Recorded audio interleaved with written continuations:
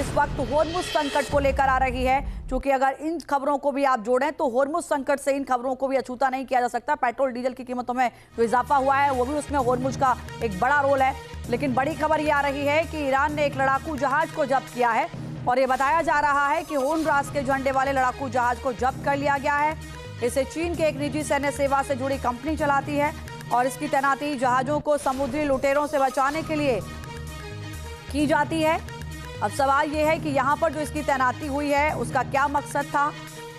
हालांकि ये जानकारी ये आ रही है कि जो ईरान की तरफ से लड़ाकू जहाज जब्त किया गया है वो चीन की एक निजी सैन्य सेवा से जुड़ी कंपनी चलाती है। एक और बड़ी जानकारी सामने आ रही है। ईरान के विदेश मंत्री अब्बास अरागची का बड़ा बयान सामने आया। ईरान किसी बाहरी दबाव के आगे नहीं झुकेगा। अरागची ने साफ कर दिया, ईरान से जुड़े मुद्दों का समाधान युद्ध से नहीं हो सकता। अगर दोबारा से हमला हुआ तो पहले जैसा ही अंजाम होगा। ईरान चाहता है कि कूटनीतिक रास्ता निकाला जाए। वो एक मैसेज देने की कोशिश कर रहा है कि देखिए, युद्ध से आप कोई भी समाधान नहीं निकाल सकते। दोबारा से युद्ध होगा। ईरान जवाब देने के लिए तैयारी कर चुका है। बातचीत के जरिए ही हर समस्या का समाधान हो सकता है। ईरान किसी भी बाहरी शक्ति के आगे झुकेगा नहीं। स्टेट ऑफ होर्मुज को लेकर तनाव चरम पर पहुंच गया है। अमेरिका और ईरान दोनों ही अपने रुख पर अड़े हैं, जिससे यहां जंग जैसे हालात फिर से बन चुके हैं।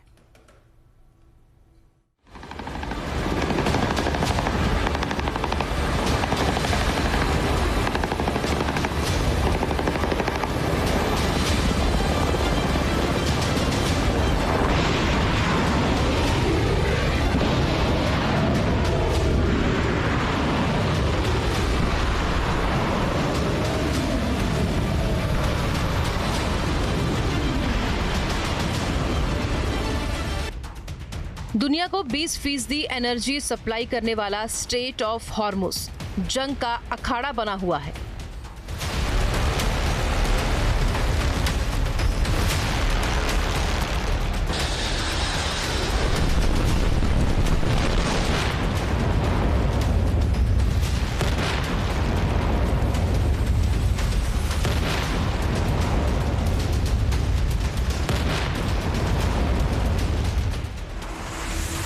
समंदर का ये गलियारा इस वक्त ट्रिगर पॉइंट है।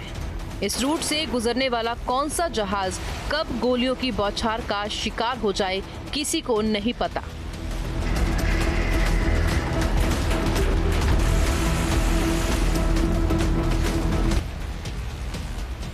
अमेरिका और ईरान के तनाव की एक बड़ी वजह हॉर्मुज ही है। 28 फरवरी से अब तक यहां टेंशन कायम है। सवाल यही है कि क्या हॉर्मुज की स्थिति युद्ध से पहले वाली हो पाएगी। फारस की खाड़ी से ओमान सागर तक उलट-पुथल मची हुई है और एक के बाद एक कई बारूदी धमाके भी हो चुके हैं। 28 फरवरी से 11 मई तक हॉर्मुज में कुल 27 हमलों की रिपोर्ट दर्ज की गई है। खास बात यह है कि सीजफायर के बावजूद यहाँ कई हमले हुए हैं। दावा किया जा रहा है कि स्ट्रेट ऑफ हॉर्मुज के जरिए कार्गो जहाजों की आवाजाही ठप होने से 100 करोड़ बैरल कच्चे तेल की सप्लाई ब्लॉक हुई है।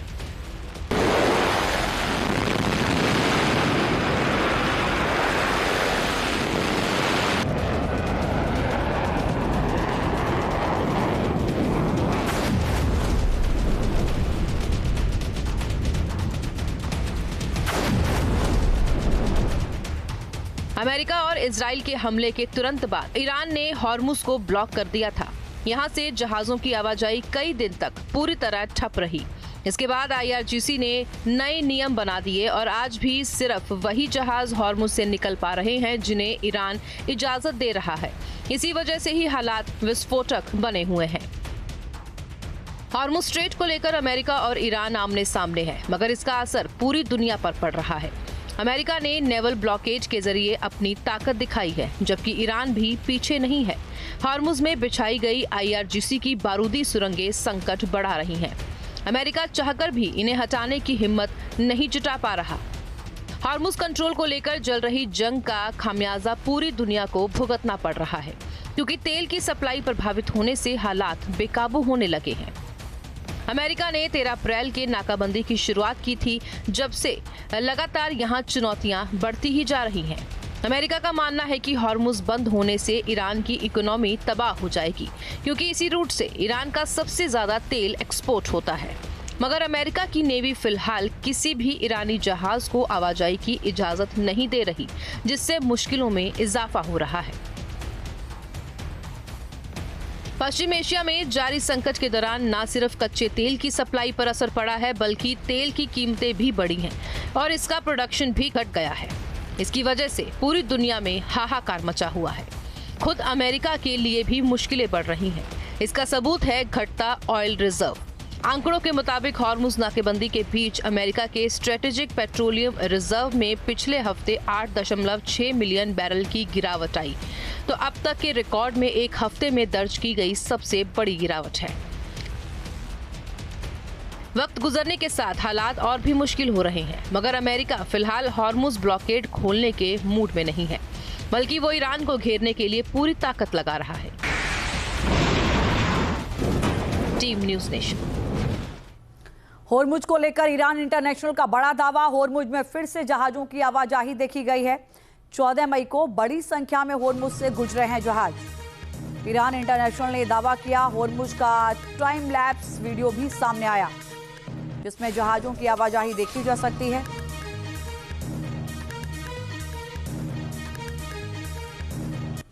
चीन का दौरा है। इस बीच एक और बड़ी जानकारी जो सामने आ रही है।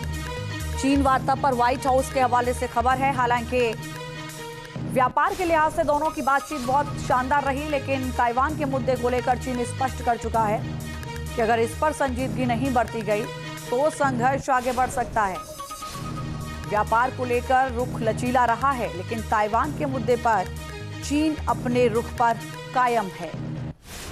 ताइवान को लगातार चीन का हिस्सा बताता रहा है। बीजिंग की ओर से शी जिनपिंग का रुख हमेशा से ताइवान को लेकर स्पष्ट रहा है, लेकिन जिस तरीके से अमेरिका की ओर से ताइवान को सहायता दी जाती रही है, चाहे वो हथियारों के दम पर हो या राजनीतिक सपोर्ट के दम पर हो,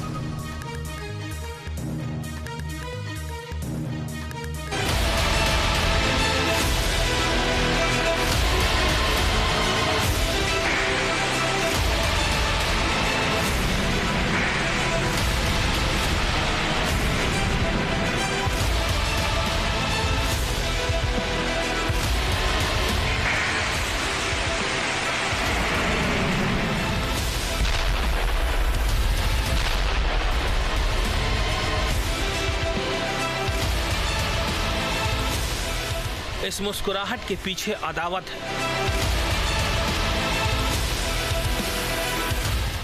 इस खातिरदारी के पीछे बड़ी साजिश है।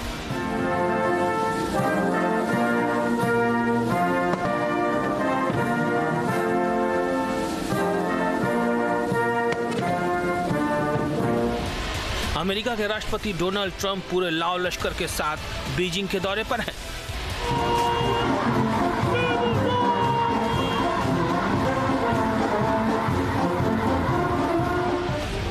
बैठकों का दौर जारी है। अहम समझौते के लिए बातचीत हो रही है।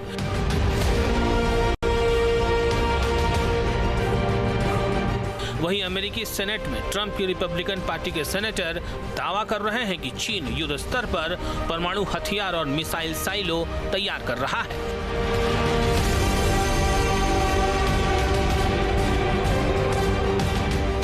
बड़ा सवाल यह है कि आखिर चीन की सैन्य तैयारी के पीछे का मकसद क्या है।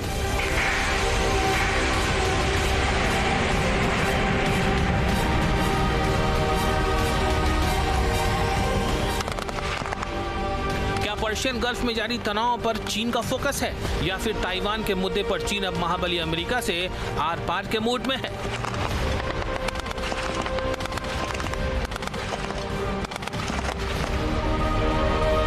क्या हॉर्मुज बनेगा चीन वर्सेस अमेरिका का ट्रिगर पॉइंट?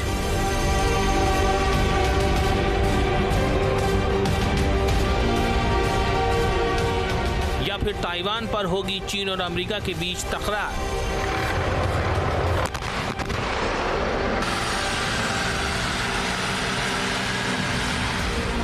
मिलिट्री ड्रिल का ये वीडियो ताइवान की आर्मी का है। ट्रंप के चीन दौरे के दूसरे दिन ताइवान की आर्मी ने बड़े पैमाने पर ड्रिल शुरू कर दी।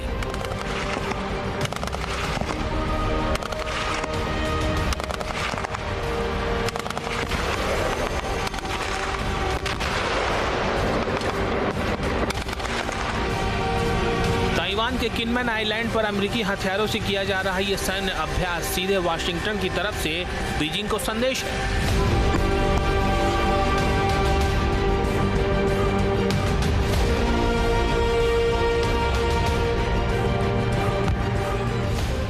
बीजिंग के लाल सुल्तान को चेतावनी से कम नहीं है, क्योंकि ताइवान के मुद्दे पर चीन का रुख हमेशा से आक्रामक रहा है। वहीं अमेरिका बीजिंग के खिलाफ लगातार ताइवान की सैन्य मदद जारी रखे हुए है।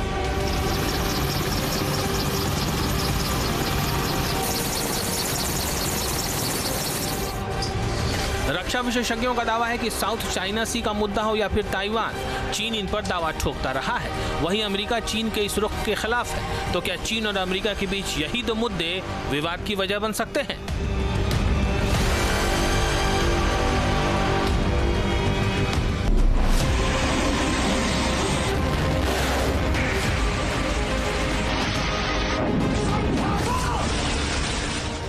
इधर ब्लूमबर्ग की रिपोर्ट ने पेंटागन में हड़कंप मचा दिया है। इस रिपोर्ट में दावा किया गया है कि 12 साल में चीन के मिसाइल प्रोग्राम पर काम करने वाली कंपनियों की संख्या 32 से बढ़कर 81 तक पहुंच गई है। इस रिपोर्ट में चीन की मिसाइल पावर को लेकर हैरान करने वाला आंकड़ा पेश किया गया है। ब्लूमबर्ग की रिपोर्ट के मुताबिक चीन की पीपुल्स लिबरेशन आर्मी के पास 3150 बैलिस्टिक मिसाइलों का जखीरा मौजूद है। इसके साथ ही चीन के पास लंबी दूरी की घातक 300 क्रूज मिसाइल होने का भी दावा किया गया है। चीन के बारूदी जखीरे में YJ-21 और YJ-17 हाइपरसोनिक एंटीशिप मिसाइलें भी शामिल हैं। इसके साथ ही चीन के पास DF-21D एंटीशिप मिसाइलें भी हैं। पिछले कुछ समय से PLA ने गुआम किलर DF-26 और नई DF-61 इंटरकॉन्टिनेंटल बैलिस्टिक मिसाइलों का प्रोडक्शन तेज कर दिया है।